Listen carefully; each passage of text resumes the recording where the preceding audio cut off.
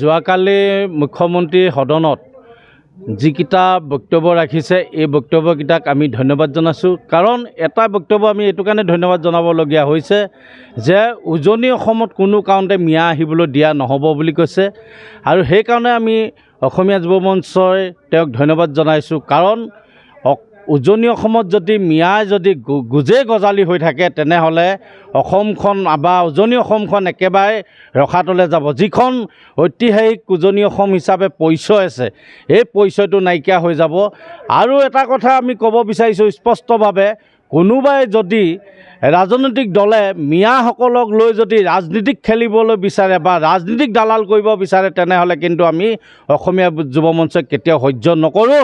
আৰু উজনি অসমত কেতিয়াও মিয়াৰ দপদপনি নহ'ব, মিয়াৰ দপদপনি চলিবলৈ দিয়া নহ'ব। মিয়াৰ অসমত উজনি অসমত আহিব নোৱাৰিব। আৰু যিসকল ইয়াত আছে এই মিয়াসকল উজনি অসমৰ পৰা যাবৰ বাবে আমি 7 দিন সময় দিয়া হৈছিলে, আৰু যিসকল এতিয়া যোৱা নাই অতি সোনকালে যাবলৈ আমি তেওঁলোকক দাবী জনাইছোঁ। আৰু যিসকলে তেওঁলোকৰ কাম কৰাইছে, শ্ৰমিক হিচাপে কাম কৰাইছে, এইসকলক অতি সোনকালে যদি ঠিকাদাৰসকলে পঠিয়াই নিদিয়ে তেনেহ'লে কিন্তু আমি তেওঁলোকৰ ওপৰত ব্যৱস্থা ল'বলৈ বাধ্য হ'ম। কাৰণ উজনি অসমত খিলঞ্জীয়া অস্তিত্ব ৰক্ষা সংগ্ৰামখন আৰু খিলঞ্জীয়া মানুহৰ এই উজনি অসমখন ধৰি ৰাখিছে। কিয়নো এই ইয়াত যদি আমাৰ বাই ভনীসকলে যদি সুৰক্ষিত নহয়, এই মিয়াসকলৰ পৰা যদি সুৰক্ষিত নহয় তেনেহ'লে কিন্তু আমাৰ উজনি অসমত যিসকল মিয়াই থিতাপি লৈছে, য'ত গুজে গজালি হ'বলৈ বিচাৰিছে, এই ক্ষেত্ৰত কিন্তু আমি অসমীয়া যুৱ মঞ্চই কেতিয়াও মানি নলওঁ। অতি সোনকালে যিসকল মিয়া উজনি অসমত আছে এইসকল অতি সোনকালে যাবৰ বাবে আমি অসমীয়া যুৱ মঞ্চই দাবী জনাইছোঁ।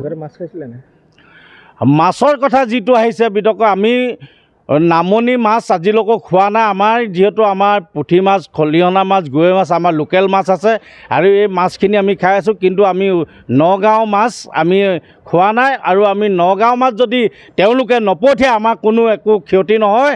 আমি লোকেল মাছ খোৱা হ'ব, আৰু লোকেল মাছ আমি সদায় খাইছোঁ। সেইকাৰণে মিয়াসকলে যদি কৈছে মাছক লৈ তেওঁ যি টুলুঙা মন্তব্য দিছে, তেওঁ এই ক্ষেত্ৰতো তেওঁলোকে বিৰত থাকিবৰ বাবে আমি অসমীয়া যুৱ মঞ্চই সকীয়াই দিছোঁ।